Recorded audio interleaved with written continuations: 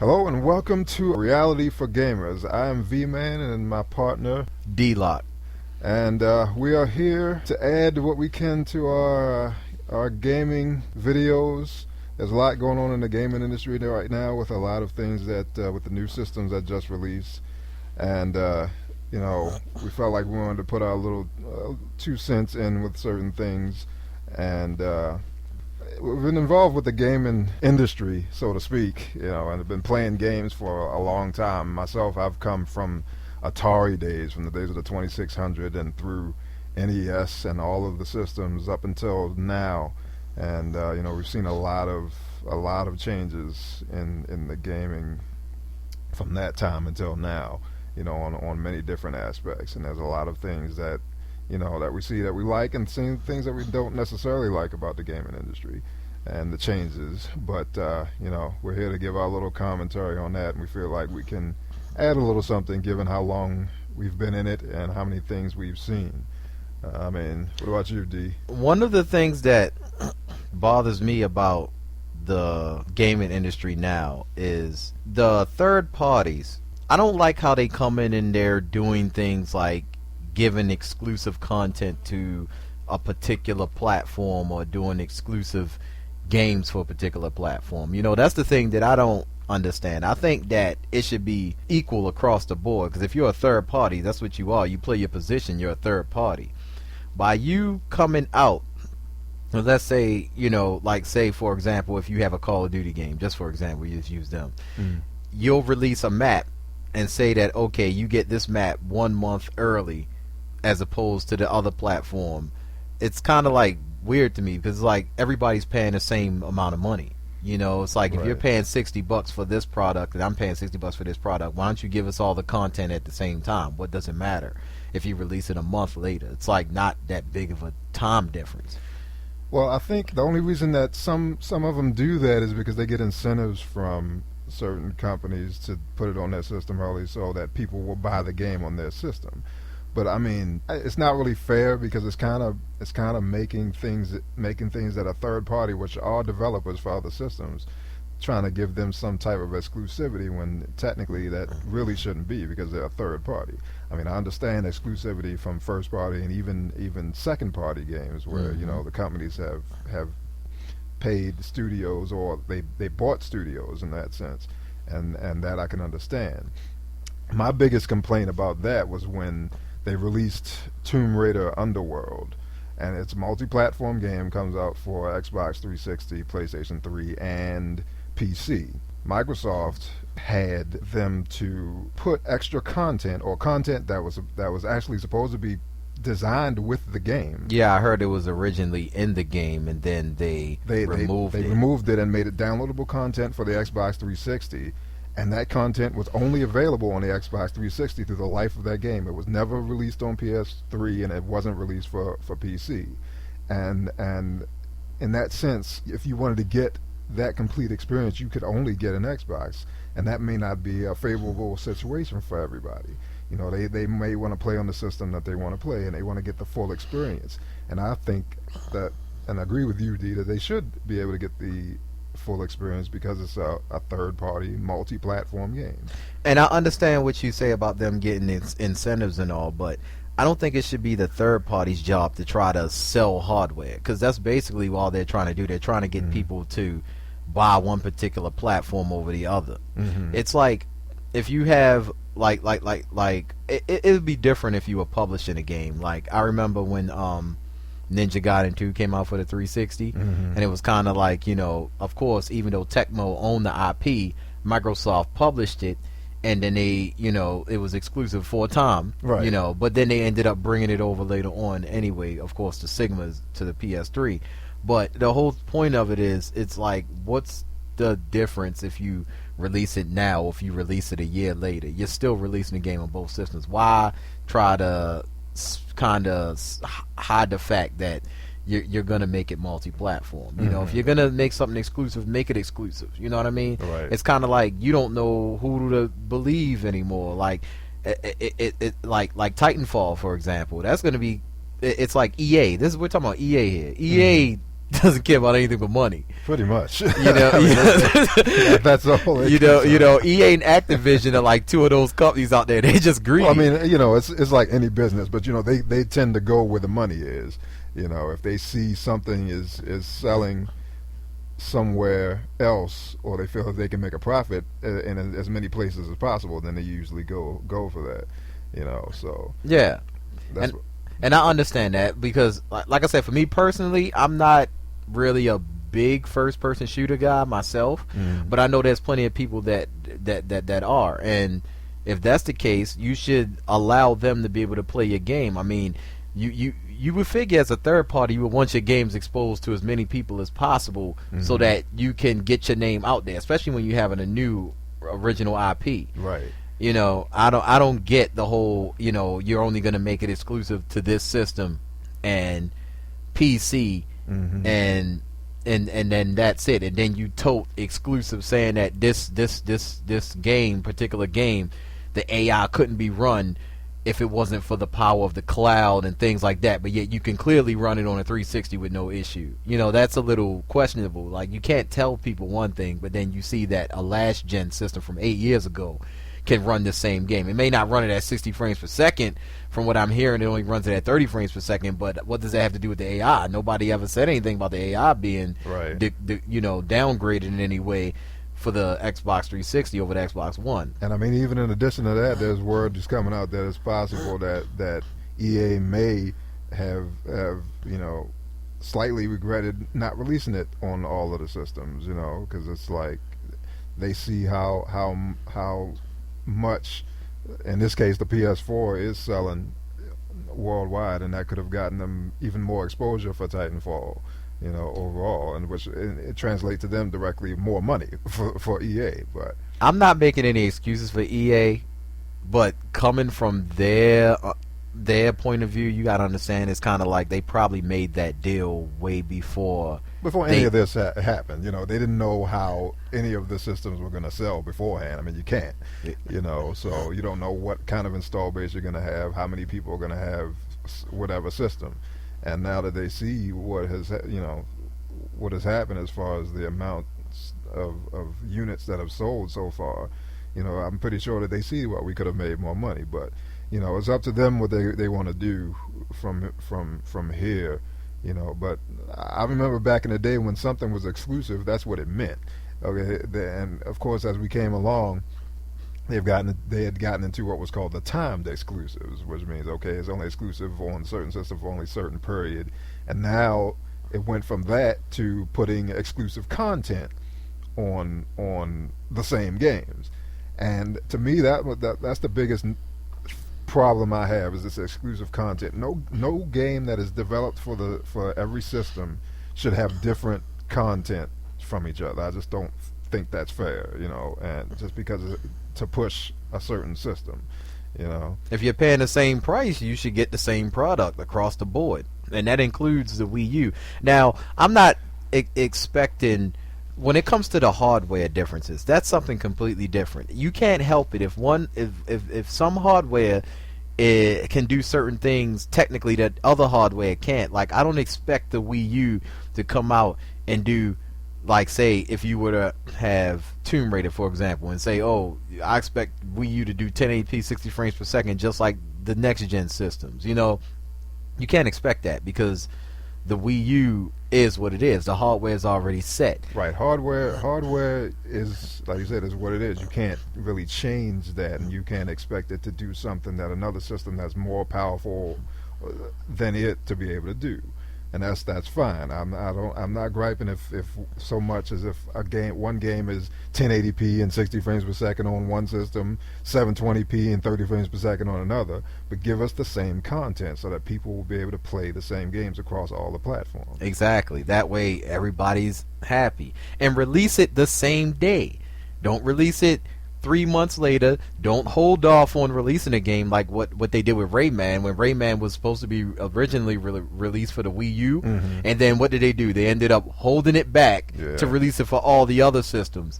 And I'm like, what's the purpose of doing that? You should have just, you should have just released it for all the systems at the same exact time. If you're going to do that, don't announce it for one system first and then release it for the other ones. If it's already done for that system and you already were going to release it first, just put it out for that system first, but don't hold it back to add on more platforms. It's like, make your mind up from the beginning. Okay, this is what it is. We're making this game for this, and this is what it is, and we're going to put it out there. But when you hold the game back, I mean, they did the same thing for Final Fantasy. You remember when Final Fantasy 13 came out? And it was supposed to come out for the PS3 first? Originally, yeah, but then because when they were going to do multi-platform and then put it on 360, they would not let them release the PS3 version before the Xbox 360 version was done. So they wanted to release it at the same time. The PS3 version of that game was already further in development than, because they hadn't planned on multi-platforming it at first. But after that happened, then we had to wait for the release of Final Fantasy 13 until it was ready for the 360, and then they released them. That's another thing that is a trend that I've seen. That I just really don't particularly care for. It's like, why make people wait? It's fine if you want to put it on another system. No, I don't have an issue with you putting on another system, but the thing is, if you're going to announce something and say that it's coming out on one system first, then if you know that the game is pretty much done on that system, just put that game out and just be done with it. But if you're not going to do that, you shouldn't announce it at all. If you knew that you're going to multi-platform it, then you should just hold off on your announcements, figure out what you're going to do, and then announce everything at once and say, okay, this is only coming out for these two systems. And then that way you won't get any backlash for it. It's like they're doing things to create controversy or something like that, because they know people are going to explode on the internet when they find out that this particular game isn't coming out on this system, right, or whatever. Well, I mean, it's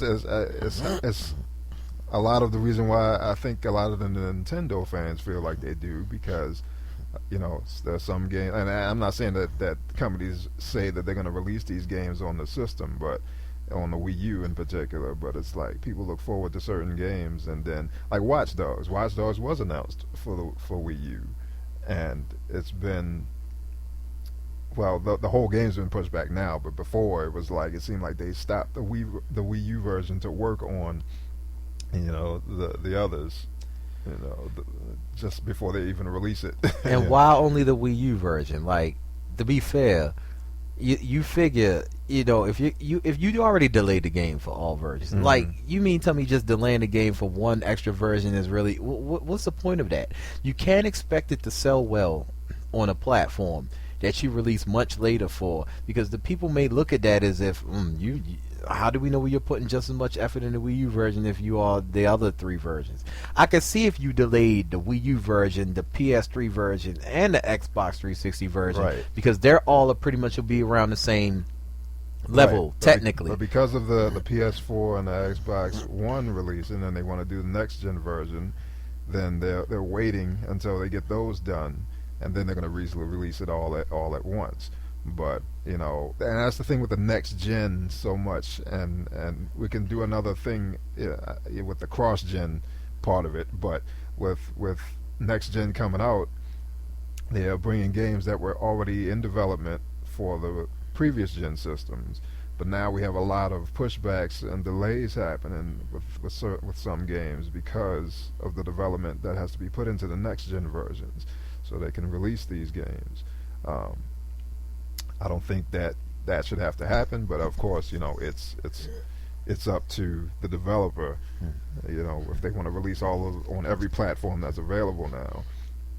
And I mean, at the end of the day, it's a business, and I do understand that that you want to release. Like, I don't have an issue with Watch Dogs in general. Like, I mean, I've heard controversy about that, people talking about how they degraded the visual somehow and everything, but I mean, honestly, I don't know too many games that look exactly like how they did when they initially show it. Well, yeah, it's always been like that. Every time, and especially now with when they show systems, or I'm sorry, when they show games, they usually show them on PCs, which is the best looking version of the game that you can get.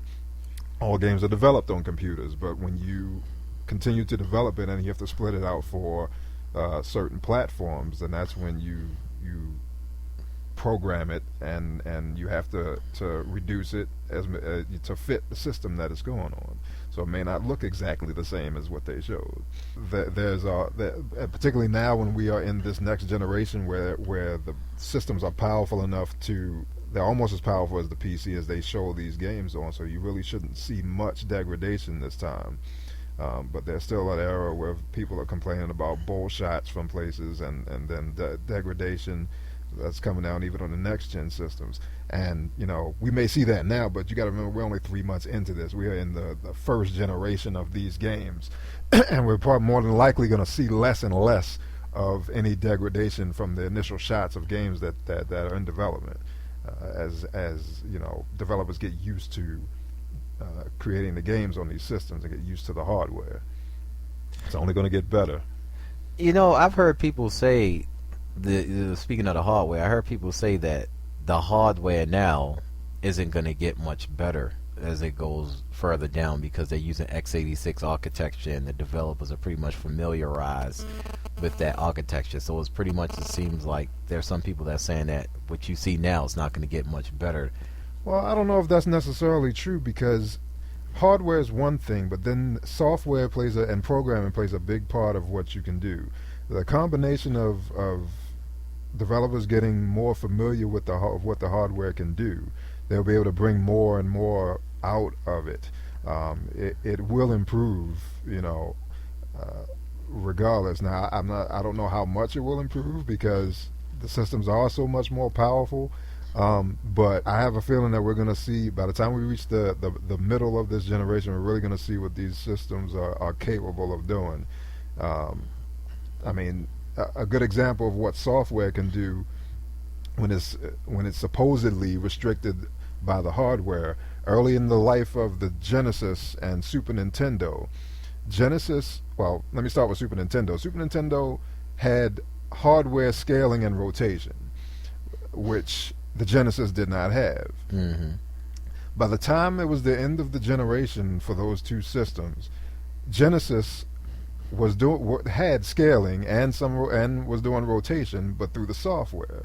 The companies that developed the games had become so familiar with the Genesis that they were able to produce effects that supposedly the hardware wasn't capable of doing. So software programming does play a lot into what a system can do. It can even substitute for things that the system can't do.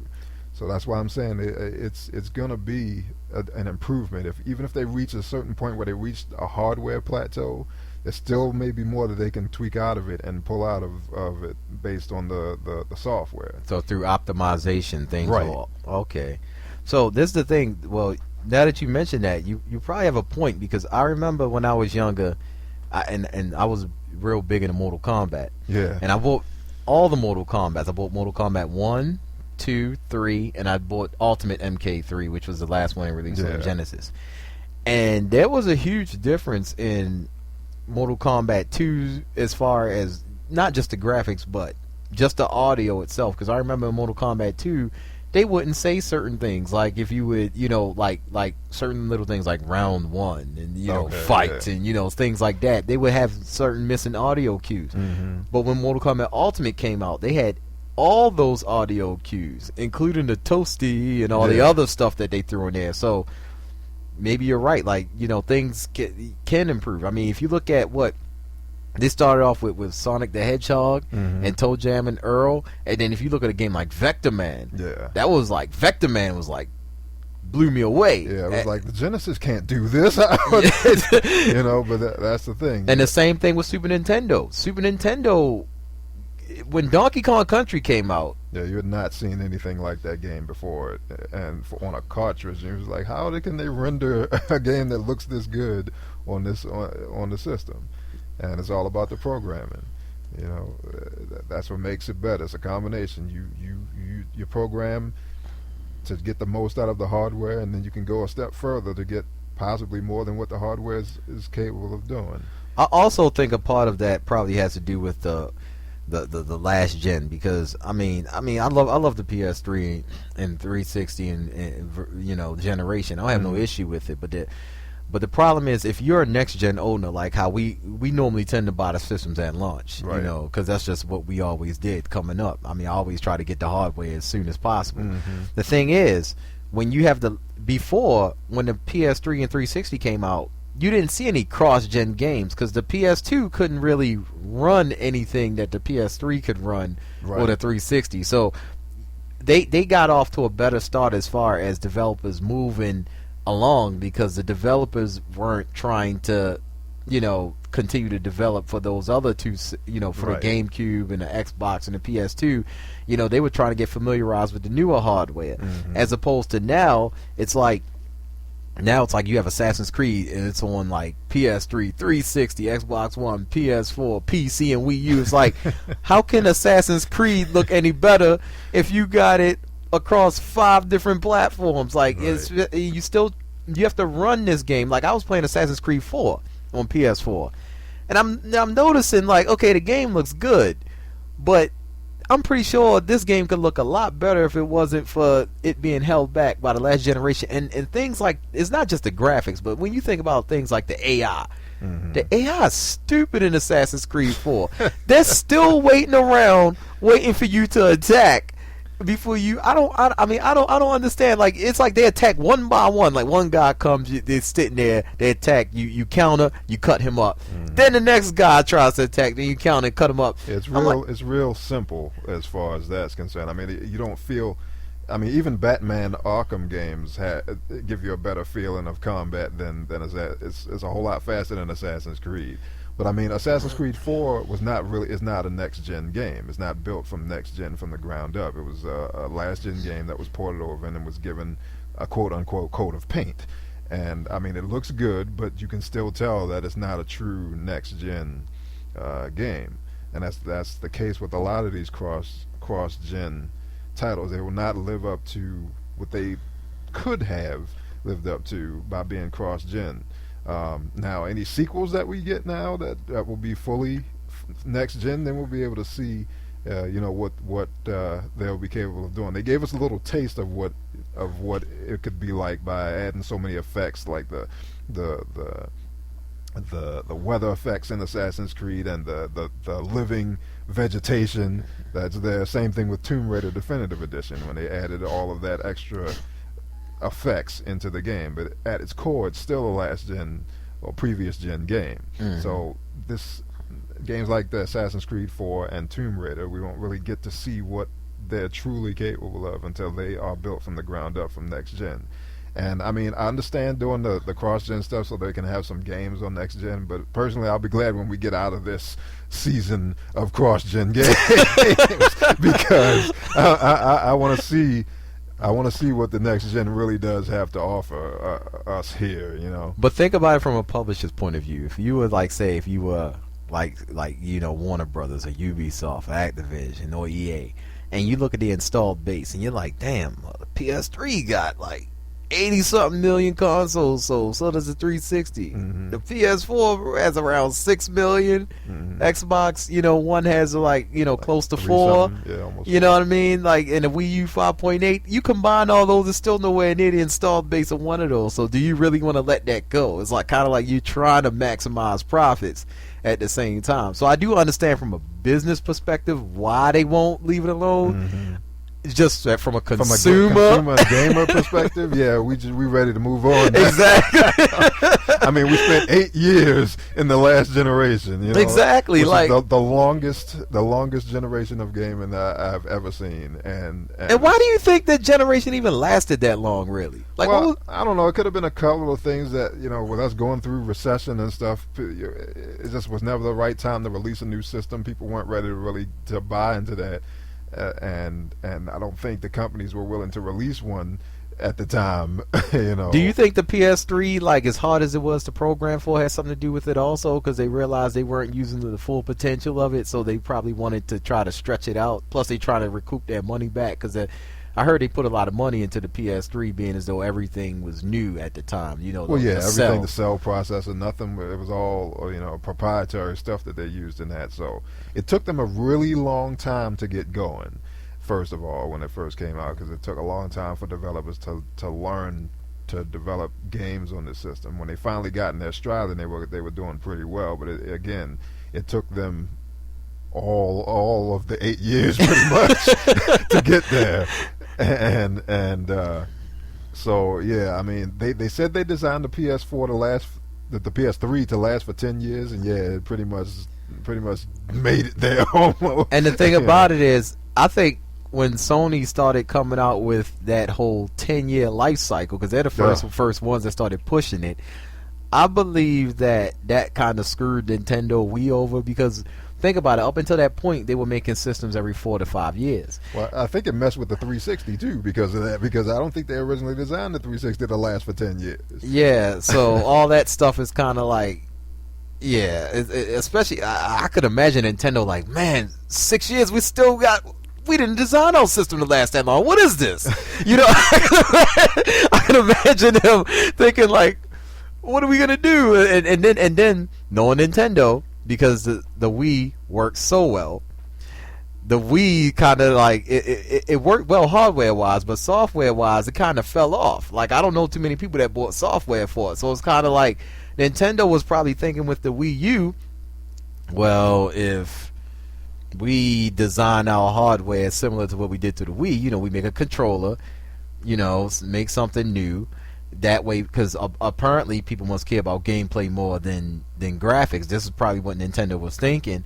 And then when they created the Wii U, that's why they didn't care about the technical part of it. They didn't care about putting the most powerful GPU, the most powerful CPU. I mean, none of the consoles are really at the top of its game. Let's be honest. This is the first generation where all three of the consoles are kind of released behind the curve, right? As opposed to before, they were all equal with the top of the line PCs, or even I think when the 360 launched, they was actually above. Yeah, at the time, but of course, PCs catch up and surpass really quickly. So even if that's the case, most of the time they were not, though, on the same level as a PC. And PC hardware, that's a completely different story as far as the hardware on PC. But I mean, yeah, right now these are the first, the Xbox One and PS4 are the first system to really rival a PC in specs. And so it's a little bit of a different game. They're not saying that PC still won't catch and surpass by leaps and bounds by the hardware, obviously, because that always happens. But yeah, the PC has already surpassed them. I mean, like I said, they already released them behind. But of course, obviously, and I've heard people complain about this too, like, oh man, the consoles release, man, they can't do 1080p 60 frames per second. You can't do this, you can't do that. Now, the reason why I believe the consoles released the way they did is because of the gamers. When the PS3 first came out, that system had all the most futuristic technology that you could think of. It had stuff that you couldn't even get in a PC in that thing. Exactly, like a Blu-ray drive. You know what I mean? They had the cell processor. People were complaining about the price. They would say, "Oh, $600 is too much for a console. $600 too much for a console," which I can't speak for everybody. For me, I bought that system at launch. I paid almost $900 at launch because I bought the system, I bought 2 controllers, and I bought Marvel Ultimate Alliance, and I bought Resistance Fallen Man. So for me, it was like whatever. You know what I mean? Because I guess because I'm into gaming so much, it really doesn't matter what the hell it costs, because I just like the newest systems. You know, it doesn't matter. But I can't compare what I make to what everybody else is making or what everybody else has. Everybody's situation is different. You see what I'm saying? Now, if somebody else probably looked at that and they probably got like 4 kids, they probably thinking, no, I can't buy them something for $600. You know what I mean? That's a paycheck for some people back then. You know what I mean? It's a paycheck for some people now. You never know.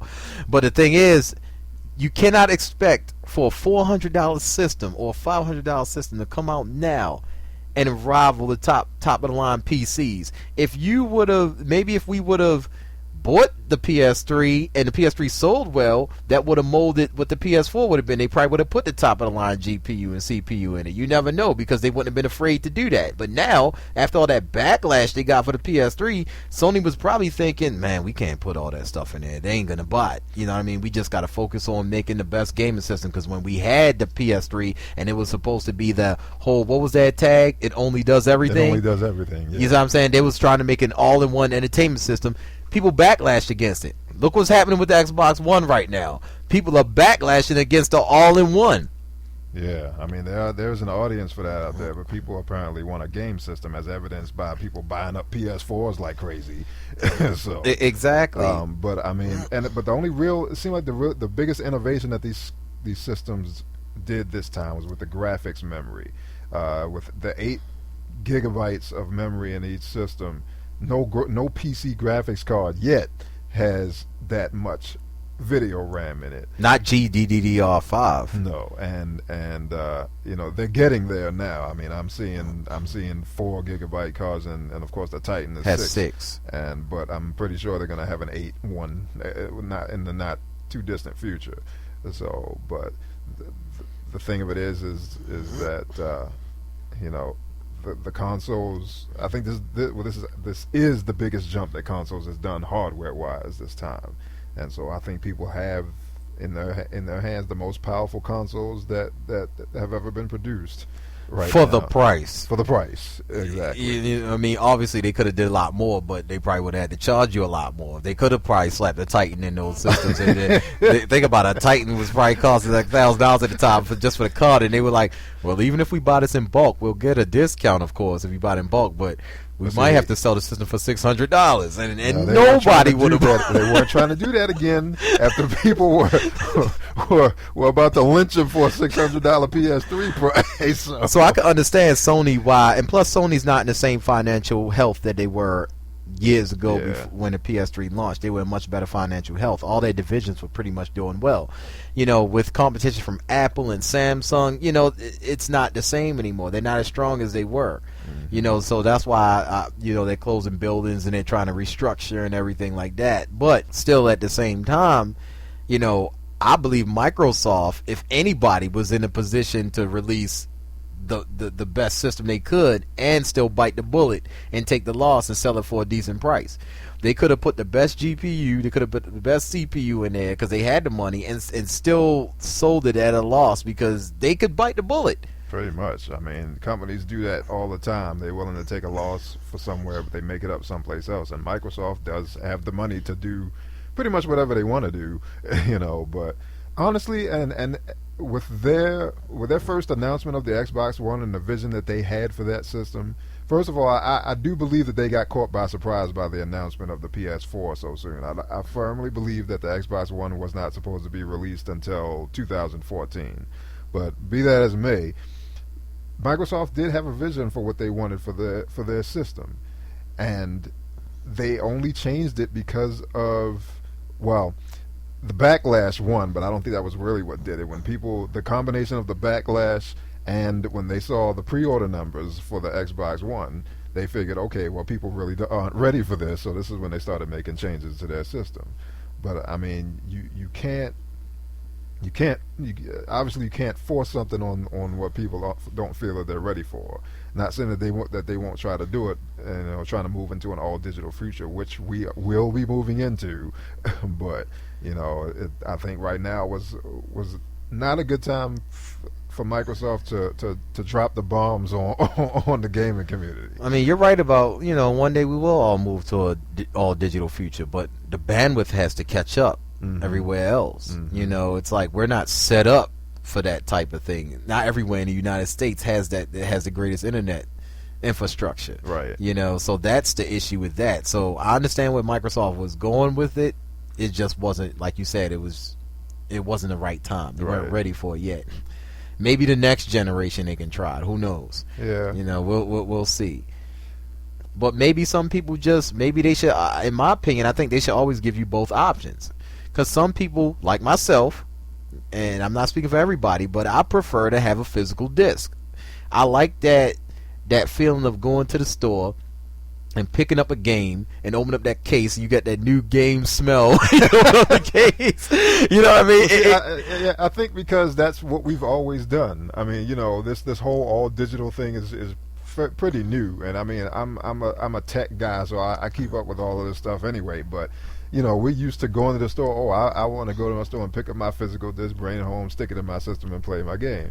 It's kind of it's kind of hard to describe, a feeling to describe, to say, oh, I have this game with me. And you know, with digital, you kind of, it's there, but you don't really feel like, you know, you own it. Exactly. You know? can't just get up and just say, all right, I'm gonna go over, you know, my cousin's house or whatever, and you know, he might have a Xbox One, and you just bring the game over there. And you know, if it was all digital, you wouldn't be able to do that. You'd be like, well, you know, I got this game you want to try out, but you know, I can't really play it on your system because you know all those different ways and back turns that you had to do to try to. No, it was too much. It's just too confusing.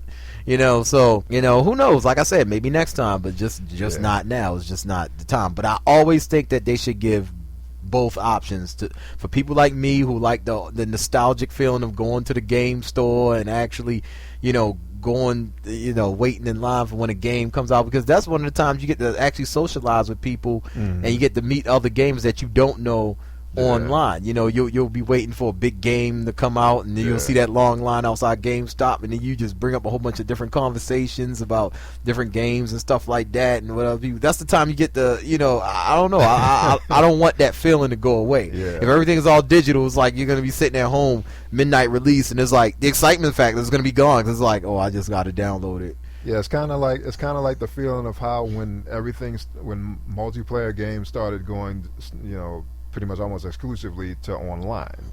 That pretty much got rid of the days when you went over a bunch of your friends get together and you go over to somebody's house and you multiplayer on the same system.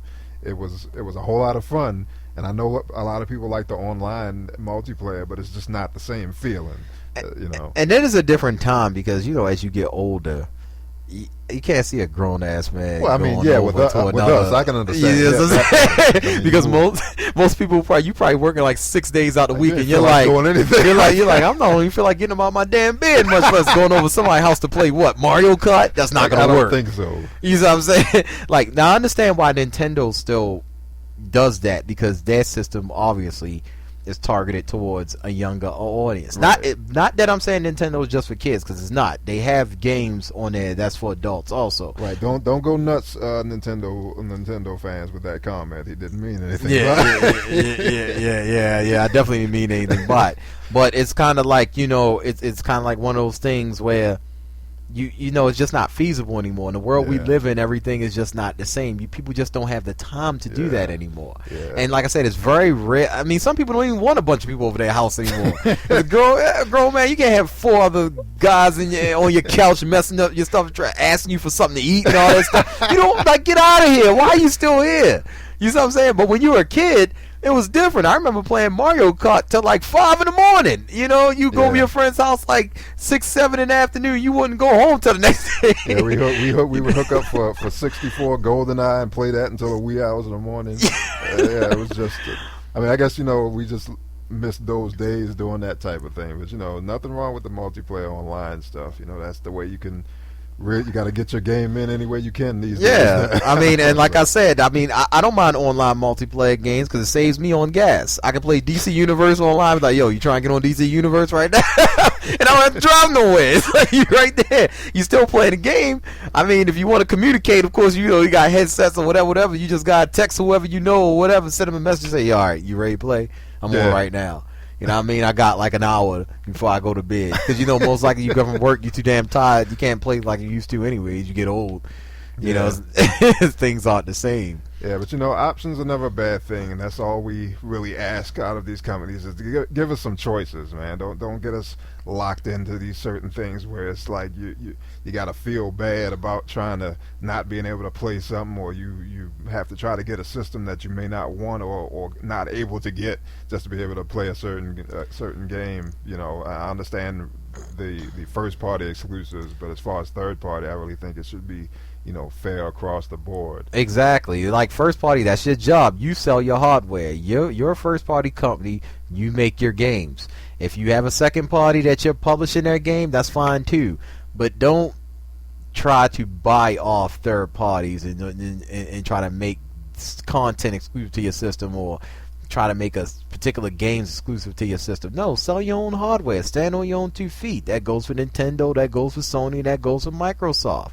I guarantee you, if all three of those systems would have no third party help as far as exclusive, and they were all to just do their own first, like they had to rely on themselves, I guarantee you that they would try their best to make better games from a first party perspective. Because if you have somebody holding your hand the whole time, how are you ever gonna get better? You know what I mean? You just keep relying on other people to do the work for you. You're never gonna master your own craft.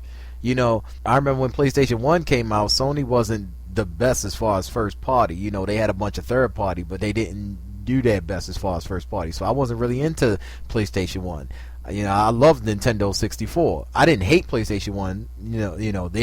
They had majority of third party multi-platform games, that like the Twisted Metals and the Metal Gears and the Tomb Raiders and stuff. A lot of that stuff that I play now. But it's kind of like I respected Nintendo a little more back then, only because Nintendo they stood on their own 2 feet. They made their own games. They didn't. I mean, of course they had some third party, but Nintendo realized that their strength is where it always has been, is that first party. Right. But you do need third party to help you though. So you can't be like Nintendo and just say, well, whatever. We just no. I'm not saying that you just gotta have first party. You have to have a good balance of both. I just don't think. I'm just saying that all third party games should be released at the same time across all platforms with the same content. I'm not saying that they all have to run exactly the same, because obviously the hardware will determine how the game runs and how it looks. Mm-hmm. But as far as the content itself, it should be the same. That's all I'm saying.